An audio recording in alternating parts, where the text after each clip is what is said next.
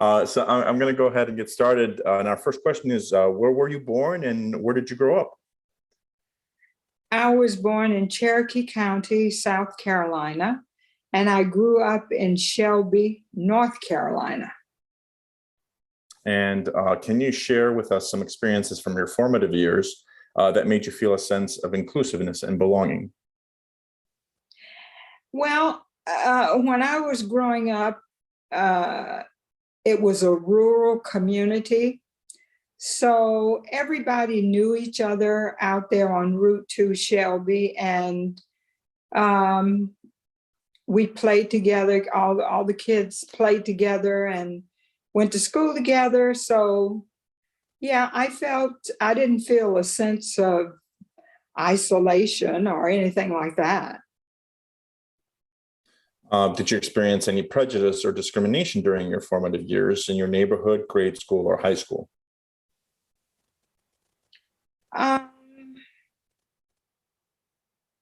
I can't remember any. Well, I did see it. I didn't have anybody to personally attack me or anything like that.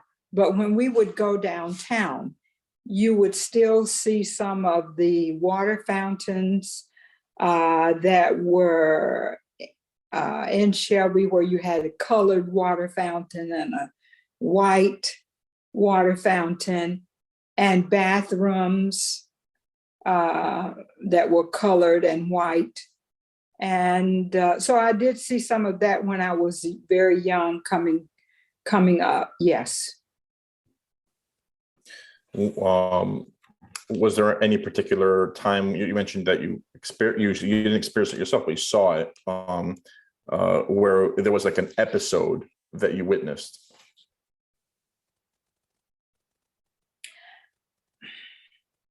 I remember when I was in college, I was at North Carolina School of the Arts, and one of my roommates was asked by the school to go to this particular venue to sing for a group of people.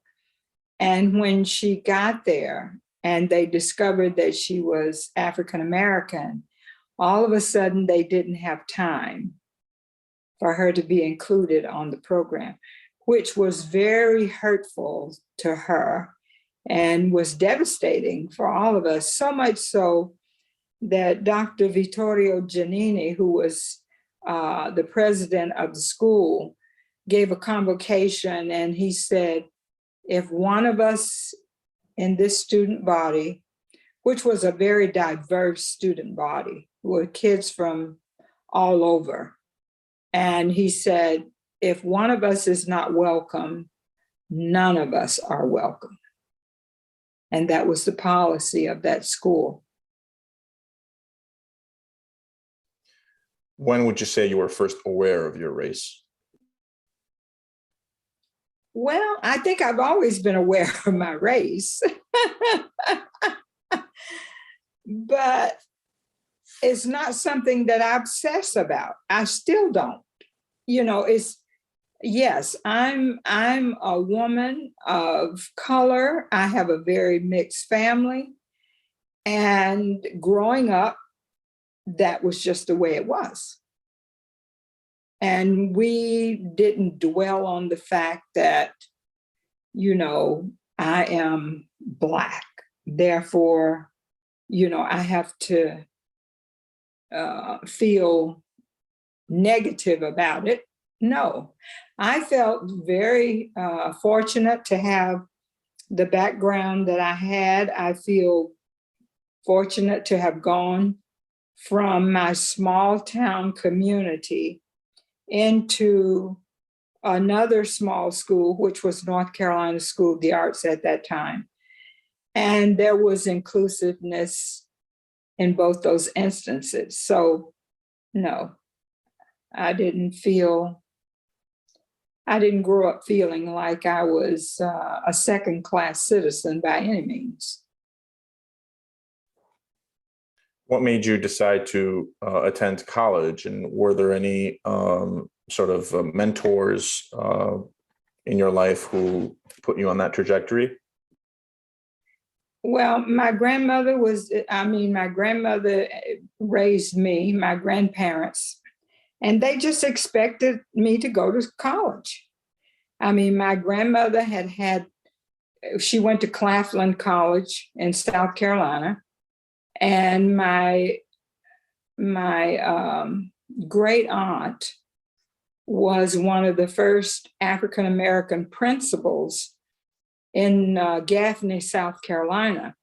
And so, education was very important and still is to me, obviously, but to my family. So, yeah, I was expected to go to college.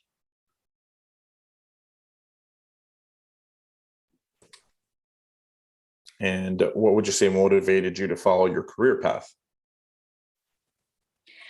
Well, I had people in my hometown who believed in me. They thought I had the talent to go to North Carolina School of the Arts, which is, of course, a school it's kind of like a conservatory for music, drama, and dance. And so I went there and auditioned, and my class was really the first class of that school. And I got a full scholarship, and that just encouraged me to go. I never thought I would pursue classical music. I always thought I'd be a teacher because that's what there are teachers in my family, and that's what I love doing. But when I got to graduate school, I was a teaching assistant, and therefore it seemed like a natural progression. I mean, I combined the two things I loved, which is performance and teaching. And what motivated you to become employed at UF? Well, I was finishing my doctorate at FSU, and I heard through a friend of mine who happened to be the daughter of the head of voice here at UF at that time. And she said, you should go over and sing for him. I wasn't looking for a job because I thought I would go back to New York and continue with touring, which is what I was doing at that time. But I came over and auditioned and interviewed and got the job. And so that's how I landed in Gainesville.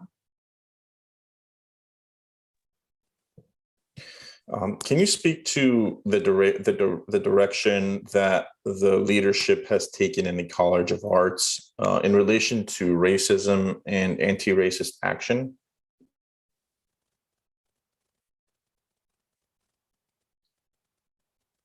No. Can we skip that? Yes. Have you experienced any prejudice or discrimination or microaggressions at UF? And if so, what happened? There have been instances where things have happened. And for instance, when I was coming up for tenure, there was some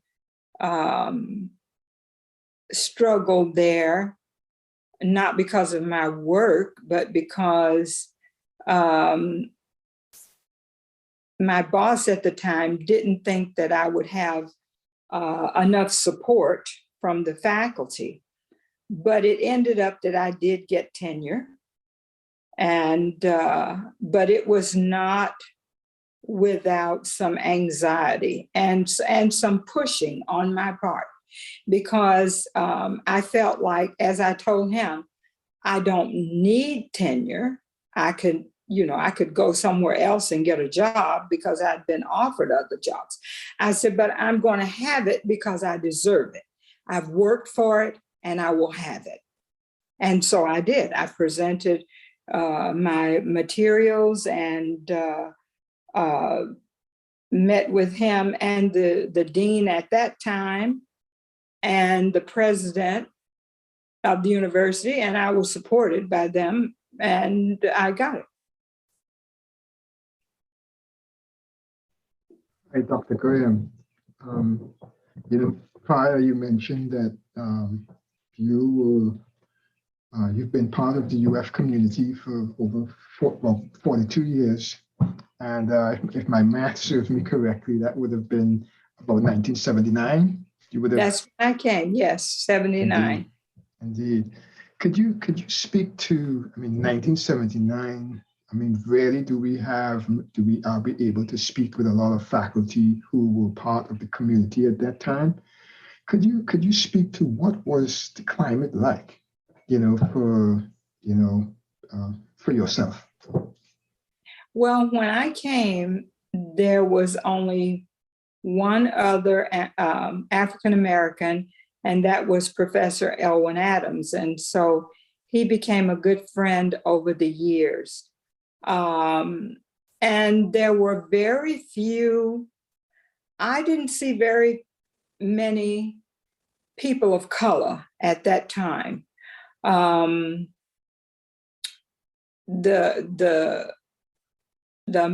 number of faculty were few at that time, and students as well. I could go all day and barely see a person of color. So yes, the complexion of the university has changed immensely over those, 42 years. Indeed. You mentioned Professor Adams. History would recall, he was one of the first tenure track faculty at UF that was hired in 1970. What was it like to work with him? He was a true gentleman, always had high standards. And he and I performed together. He was an excellent violinist, and we just became really good friends. And of course, he was not without his struggles here at this school.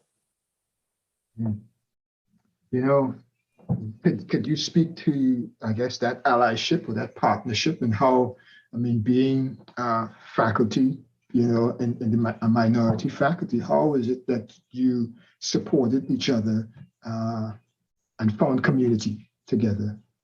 Well, we would have lunch or meet. There used to be Morrison's cafeteria on 13th Street, and we would often meet there just to, air our grievances and to cheer each other on and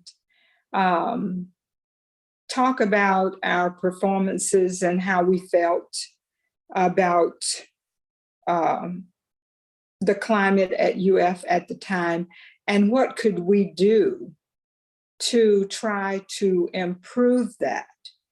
And we both did a lot of going out and performing in and out of Gainesville at the schools to encourage students to come to UF.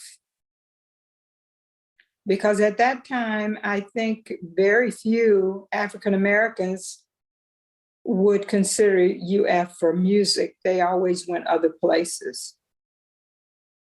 Oh, can you recall, any of those conversations? We hear so little of Professor Adams, but, to hear that two of you met and conversed so often, could you share any of those conversations or any issue that y'all was pertinent at the time that y'all addressed? it's funny that, when I'm sitting here thinking of conversations about race and stuff. No, we didn't have those kind of conversations. Our conversations were more about music and what we could do to let people know that we were here and that we were available to do concerts, workshops, and what have you, to try to address the fact that we needed more people of color on the campus. But as far as, I think both of us were probably very, well, we both had traveled a lot. We both had performed a lot. So we were not just stuck on having conversations about race. We knew who we were. I still know who I am. And so we didn't have those kind of conversations. It was always supportive conversations, like, you have a concert coming up. Is there anything I can do to help? And are you willing to go with me to West Palm for this evening with Black artists to do a performance there, or things like that? Things that, when artists get together, it's all about the art form. And since we both were teaching, talking about teaching techniques and what we were doing with our students. Professor Graham, allyship is so much important. We hear that being such an integral part in terms of the support faculty, not only that you mentioned as how you all supported each other, but even today. Can you speak to the importance of that allyship in support of your work, in support of, while you at UF?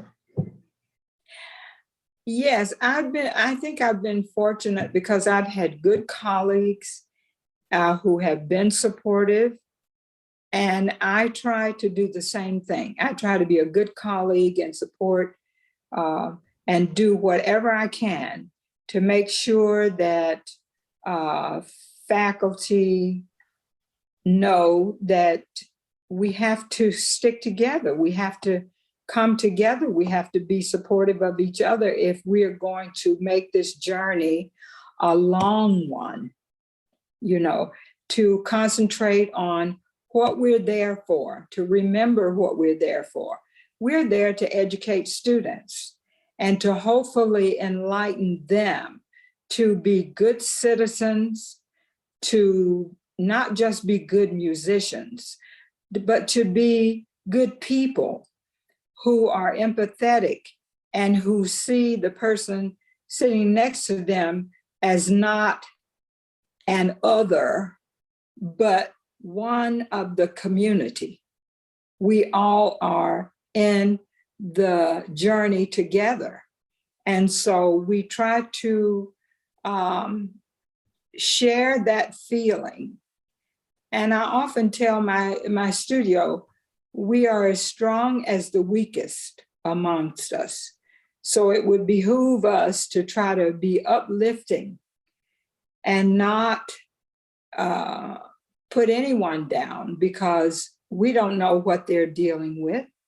And sometimes it's nice to just take a few minutes and talk to someone that you don't know that well, to figure out where they're coming from and what their experience has been. And maybe you can encourage them and help them along the way. You mentioned a bit about your tenure process, and tenure always seems to be, whether you hear recently in North Carolina, Chapel Hill, tenure at universities tend to always seem to be a issue, a topic. based on your experiences, especially, in your tenure process, you talked about the support allies that you had in your tenure process. What can we do to, what do you think about the tenure process, and what are things that you can do to improve it so that we can better not only recruit, but retain faculty like yourself? I think one of the things that faculty can do is to make sure that you are active in your discipline, that you are not just contained in one little area, that you reach out to the community, that you reach out to other cities and other schools and figure out, find out what they're doing, how you can bring your presence or have a larger footprint. So when you go in to do that tenure and promotion packet, that you have evidence that you are not just doing the job, not just coming in, but that you're making a difference. You're making a difference, and you're reaching out to try to help educate and recruit students and have faculty be excited about where you work. And I think that that improves your not just your dossier, but improves your status as far as the university is concerned. I know when I was coming through, all of the performing I did in other countries, master classes in other countries, that I think helped me to have a strong portfolio when I came up for tenure and promotion.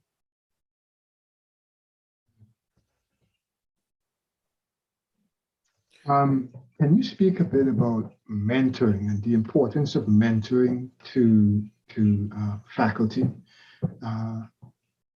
Yeah. What mentoring you had and what mentoring you have provided over the years? When I came here, like I said, Elwin was here, Dr. Kushner was here, Dr. Kitts. There were a lot of the people that had been here for a while, and they sort of took me under their wing and gave me advice as to, how to put together my information, let people know what I was doing, and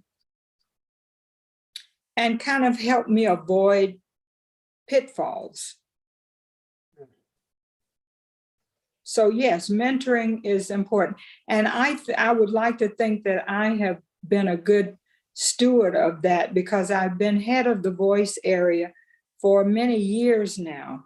And the people that I work with, both in the voice area and young people coming into the School of Music, I try my best to be available to them, to help mentor them. And if they have problems or questions, they know they can come to me, and I'm happy to help in any way I can.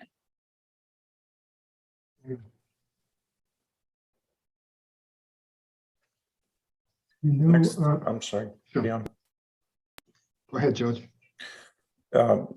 Sort of following up on that reply, what, in your view, should the administration do to recruit Black faculty and staff members? I think they've done a lot, because if you look at the numbers that were here in 1979 and look at the numbers now, I mean, it's improved a lot, and I think they should keep doing what they're doing, looking for excellent candidates of color, not just Black, but any color. You know, we want the best candidates, whether they be white, Black, brown, whatever. That is, to me, that's what makes excellence. It's not just inclusion, but excellence. So I think that when we're looking, and there are so many very talented, very capable young professors coming along, that we would do well if we could have them here. You know, Professor Grimm, could you speak to, you know, how did you, I mean, coming here in 1979, certainly there were challenges, you know, Yes. as part of society and certainly as a community. But how, in addition to some of the things that you alluded to, you know, the mentorship and the allyship, how do you persevere? How do you achieve that level of excellence, you know, in the face of the climate that we are in?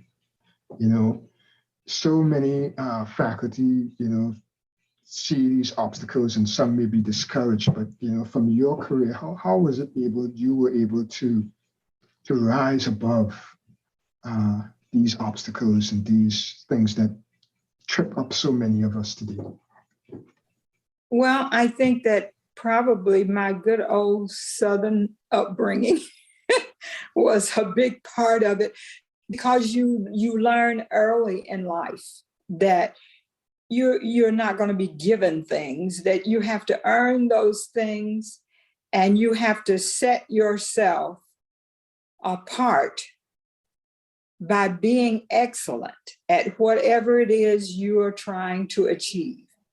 So that even if people want to take something from you, they have to have a good reason. And it has to be, and sometimes that doesn't always work. I mean, I know people who probably should have gotten promotions or what have you, and didn't get them, and they let that really color their lives and their thinking. But I feel that when you know yourself, and you have to be strong within yourself, even if you have to get in your car and cry all the way home, you cannot let that keep you from the goal. You have to keep your eye on the prize and do the work to get the job done. You know, I must say though, you must have, you know, I mean, just looking at your resume, that voice that you, I could just imagine. Is there any recording of you singing that we can, I mean, because I can just imagine that voice has to be, I mean, 1979, there was no denying that excellence. Let's just put it like that. Well, I think there are a lot of recordings over at the university, the radio stations and what have you there. And I said, once I'm out of UF for good, that I will collect those recordings and deposit them in the music library for anyone who wants to hear. And I did a performance with the orchestra 2 years ago in University Auditorium. And yeah, I've done many things. So there are recordings around. And,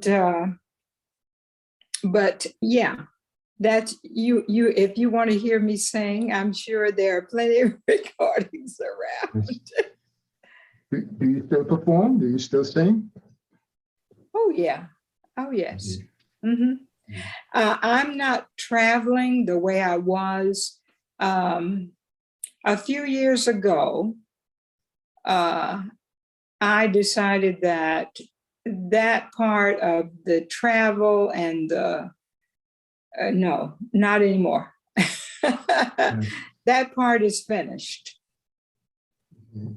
But as far as doing a recital here in Gainesville, yes, I will do that every once in a while because I still enjoy singing, and so I will do that while I can.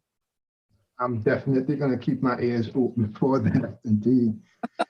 You know, one question, and just lies on the intersection of, you know, often the intersection of race and gender. Could you speak to your experiences as a female faculty pioneer, and what were those experiences like? As a female faculty member? Yes, you know, and yes, as well, when I came to the School of Music, I think there were maybe 3 or 4 females on the faculty. It was primarily a male-dominated faculty. And, you know, sometimes you felt like, okay, the guys are going to overrule you or whatever. But I felt like if I had something to say, I was going to say it. And when we had faculty meetings or issues that needed to be discussed, I don't like speaking unless I know what I'm talking about. And if I feel very strongly about something, even if it's uncomfortable, I'm going to speak. So being a woman, and at that time I was a very young woman. And so sometimes I felt like, okay, they're looking at me as this kid, you know, but they never gave me a hard time about being younger. To that, I must say, they didn't do that. But sometimes I just got the feeling like, okay, if you want to be taken seriously, you must speak from a position of strength.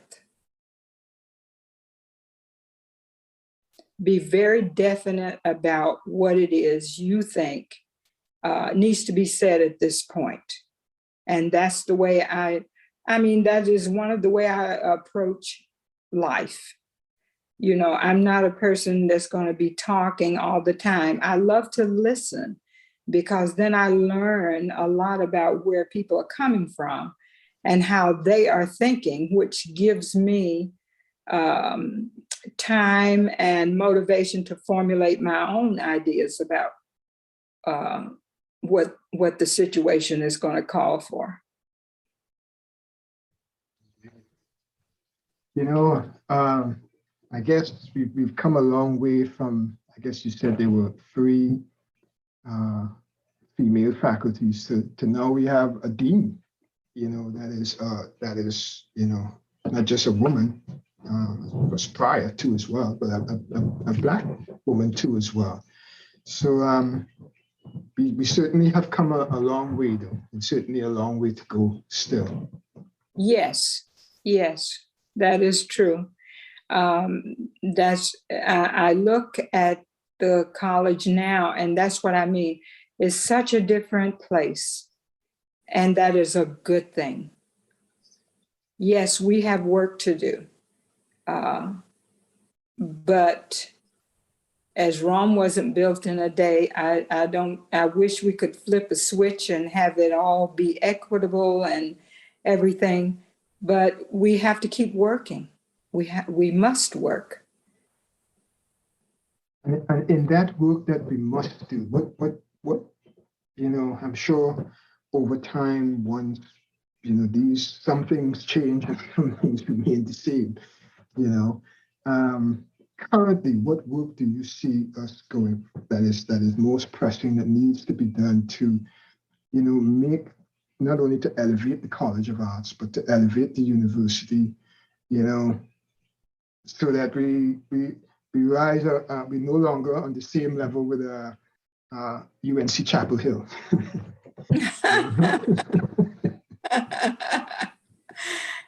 Oh, gosh. Well, I think that educators have uh, a lot of work to do to try to encourage. You can't legislate morality. You can't. Mhm. But what you can do, what we can do as educators is in our classrooms, is to lead by example, encourage students to get in touch with the better side of themselves, to realize when you have biases that you need to talk to people about and confront them, because we all have things that we need to work on. I don't care what color you are or where you came from, there is no perfect human being. So we have to confront our own issues and be willing to look at them and try to be better than we were last year. And certainly better in the years to come as we become, well, as Maya Angelou says, when we know better, we do better. And we hope that that is the case. So many folks look to the College of Arts, for their leadership. I mean, you think from there being one of the colleges when we've, first tenure track Black faculty, I mean, it wasn't the College of Arts. I think it was the College of, or the School of Architecture and Fine Arts back then. Mm-hmm.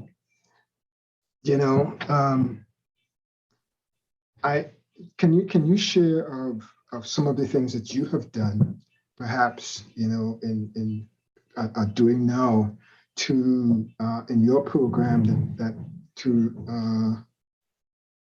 to move the conversation forward, to address, like you say, some of the biases that folks may have, and how, as you said, we can't legislate, but how can we, what are some of the things that you all have done over the years to get us to this point? Some of the great things. Well, I think that, like I said, I've always taken my role as an educator very seriously. And when you're in the arts, you're not only educating the mind, but you are educating the whole of the person.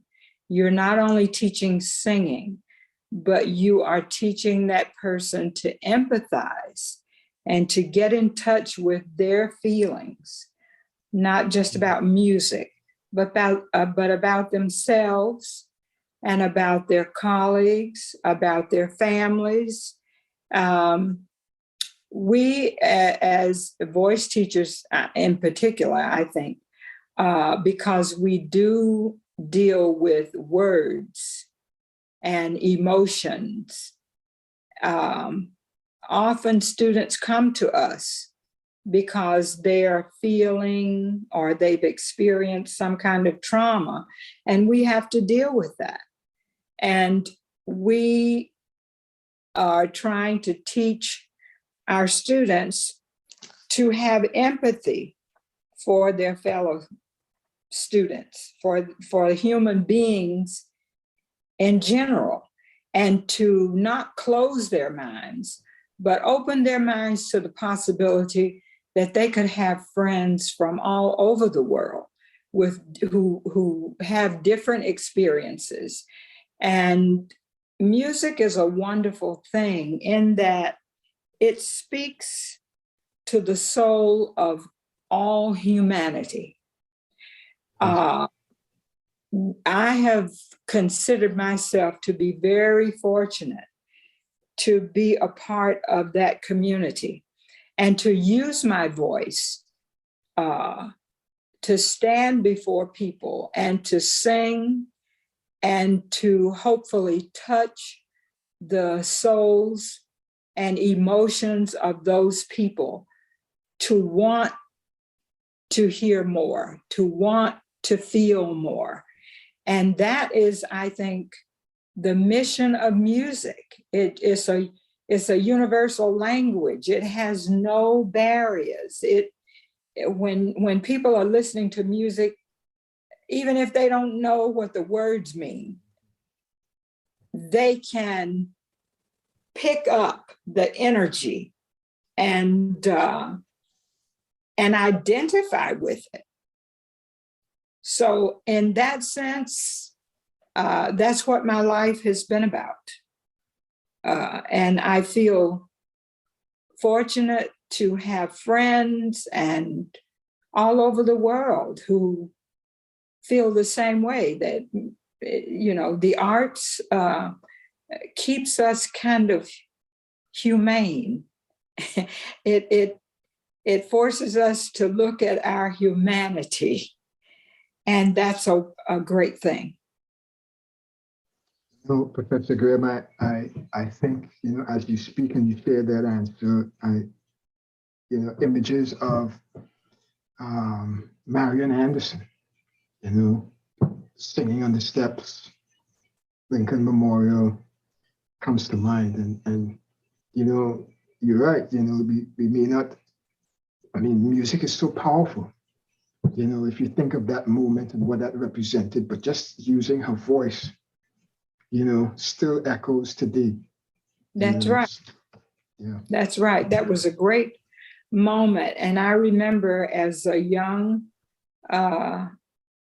child, I had just started singing, and a couple in my hometown took me to Charlotte, North Carolina, to hear Marian Anderson in one of her last farewell concerts. And it was something that even till today, I can close my eyes and see her coming on the stage and singing in that wonderful contralto voice. And it just gives you chills. And that's, I think she used her voice and made a wonderful impact, standing out there on those steps when people had denied her entrance to the hall that she wanted to sing in. So yes, we're fortunate that we have a college that's active, and there are so many wonderful concerts, so many talented students that come through those doors. And when they leave, I hope that they are whole human beings, that they have not only learned to be musicians, but good citizens of the world. You know, in being good citizens, you know, so yeah, there today, as we continue to confront some of these issues, you know, you have the Black Lives Matter movement, you know, that really seeks to address some of those issues that we face. You know, what are your thoughts in terms of, you know, looking at where we've come from and the work yet to be done? You know, what are your thoughts on the Black Lives Matter movement and how that can progress, you know, the movement forward? Well, at this moment, I'm really proud of the young people, Black, brown, white. When you see the demonstrations. They're standing shoulder to shoulder to try to make a difference, to bring about change now. That gives me hope. That gives me a lot of hope. Right here in Gainesville, when you see sometimes the athletes out there marching, and they are Black, white, Asian, Latino, all of them together. They want a more inclusive world. So when you have been in academia for as long as I have, it gives me, I'm very proud of our young people and the energy that they're putting into this is incredible.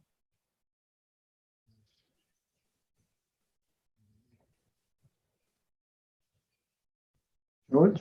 Yeah, the sort of the last question we have, Dr. Graham, for you is correlated to the question about recruitment of Black faculty and staff members. Over the course of the past few decades, there unfortunately has been a lot of documented attrition of Black faculty and staff from the University of Florida. Most recent example being Dr. Ibram X. Kendi. Mm-hmm. I was wondering if you could sort of comment on, what the administration on an institutional level can do, to help retain professionals at the University of Florida, Black, brown, and indigenous faculty and staff members. I think if we had more mentorship and very clear guidelines as to, it's not enough just to get a job, but what are your expectations of me once I have gotten the job? I think it should be clear statements as to what you're expected to do, what they would like to see you do to retain that position. And there should be encouragement, it shouldn't be intimidation or, fearful, but some person or some committee that you could go to and that's going to encourage you and give you guidelines as to what needs to be done for retention. And of course, we need more scholarship money. We need a lot of these schools get more of the students of color and minorities, ethnic groups, because they offer them more scholarship money. And I think that that's something that we could work on.